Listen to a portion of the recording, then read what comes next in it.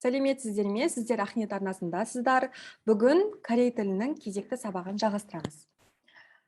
Біз алдыңғы әрқашанда сабағымызды бастамай тұрып, алдыңғы тақырыптың тапсырмасын орындаймыз. Міне мына жерде алдын біз past perfect'ті өткен болатынбыз. Енді соның тапсырмасын орындасақ, мына жерде бітеді.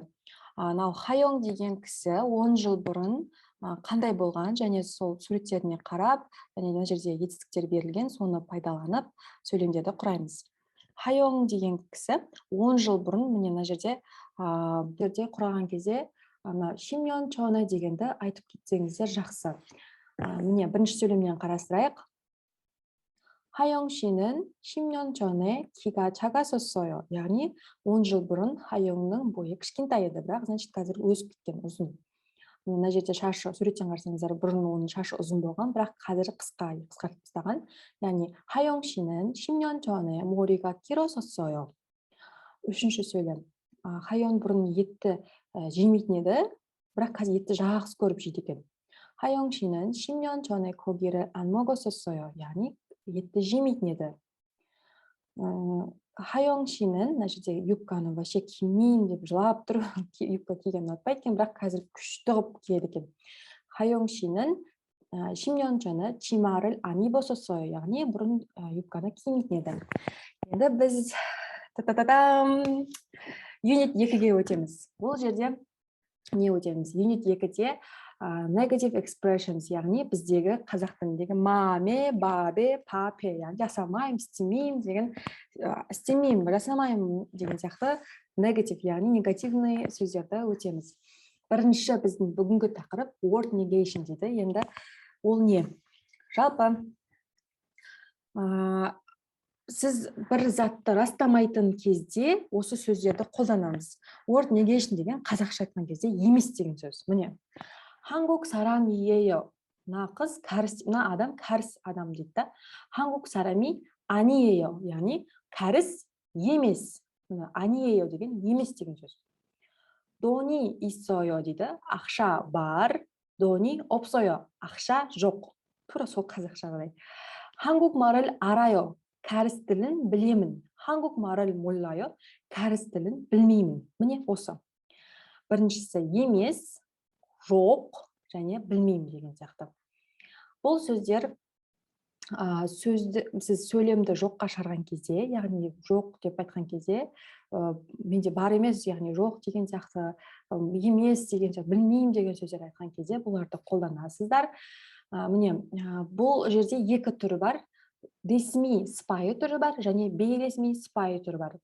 Ресми сыпайы түрін, сөзді бір анида қойшы, сол ресми сыпайы түрінде анимнида болады, ал бейресми сыпайы түрінде 아니에요. яғни мысалы 한국 사람 아닙니다. мен кәріс емеспін. 한국 사람 아니에요. мен кәріс емеспін. Екеуі де бірдей, просто кәрістерде разница болады. Неге десеңіздер, ресми сыпайы түрінде ол мысалы көп адамның алдында айтқан кезде, презентация жасатқан кезде, сондай бір ресми жерде сыпайы айтып тұр ғой. Сондай да, мысалы үлкен кісілерге сөйлеп жатқан кезде, ал мынау бейресми сыпайы деген, мысалы бейресми біз кіммен қолданамыз? Мысалы отбасымызбен, мысалы достарымызбен, сондай сияқты. Енді опта итта деген, мысалы жоқ, опта деген жоқ деген сөз ғой. Ресми сыпайы түрінде опсымнида болады, ал бейресми сыпайы түрінде опсойо. Енді морода алда, яғни білмеймін, білемін. Ресми сыпайы түрінде морымнида, ал бейресми сыпайы түрінде 몰라요. 몰라요 деп жүресіздер. Мына жерде сөйлем келтірген екен, көрейік. Бүгінгі сабағымда да тағы да қайталап өтемін.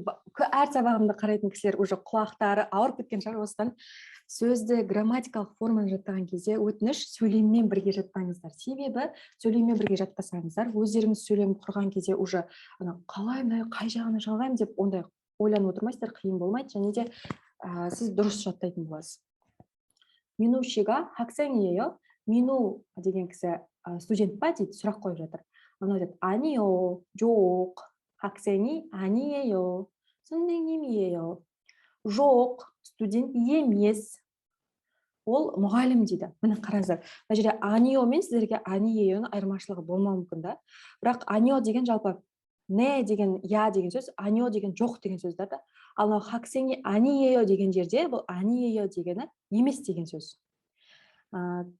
Бұл екеуінің разницасын кішкене біліп алыңыздар. Хаксени анио деп айтып жүрмеңіздер. Хаксени анио деп те айтуға болады, бірақ негізі грамматикалық дұрыс ол хаксени ание요. Яғни мынау жоқ деген сөзді білдірсе, мынау емес деген білдіреді. O늘 시간 있어요? бүгін уақытың бар ма дейді. Анио жоқ. O늘 시간 없어요. 바빠요. бүгін уақытым жоқ. Бос емеспін дейді. Мына жерде қараңыздар. Жоқ деген бізде қазақшада уақытым жоқ, және де жоқ дегенде біз айтып кеттік қой. Мына жерде анио деген қолданып жатыр, мына жерде опсойон қолданып жатыр. Анио деген жалпы жоқ деген жауапты берген кезде, я жоқтағы жоқ қой мынау. Ана опсойо деген мысалы бір нәрсе сенде бар ма? Do you have деген неде бар ғой? Ағылшыншаға have бар ғой. Сол I don't have деген опсойо мынау. Ал қазақшаға келтірсек, мысалы сенде бірдеңе бір зат бірдеңе бар ма деген сияқты, мысалы кітабың бар ма, ақшаң бар ма, досың бар ма, адам бар ма, мамаң бар ма, әкең бар ма деген сияқты. Сол опсойо деген сол бір зат, бір адам, бір нәрсе, сол бар нәрсені жоқ деп айтқанда. Енді келесі сөйлем 일본어를 알아요? жапонша білесің бе дейді. 아니요, 몰라요. жоқ, білмеймін. Енді мына жерде тапсырма бар, тапсырманы орындап, тапсырманы орындаған кезде неге маңызды? Өйткені тапсырманы орындаған кезде сіздер жаңағы алған білімді бекітесіздер, яғни осындай деген сияқты қайталайсыздар. Сол үшін тапсырманы орындау маңызды деп ойлаймын. Сол үшін мына жерде ондай қатты қиын да емес, 3-4 қана сөйлем тұрады. Соны жазып, жақсылап өздеріңізбен тапсырманы орындап, білімдеріңізді арттыруға кеңес беремін. Егер де менің видеоларым, түсіндірмелерімнің ішінде бір ұнамаған нәрсе немесе түсінбей қалған нәрселер болатын болса, онда міндетті түрде пікірлеріңіз қалдырыңыздар. Мен барлығын келесіде ескеретін боламын. Ал егер ұнаған болса, жаңағыдай сердечки жіберсеңіздер болады. Сонымен сабақты бүгін тамам. Келесі сабақта кездескенше сау болыңыздар.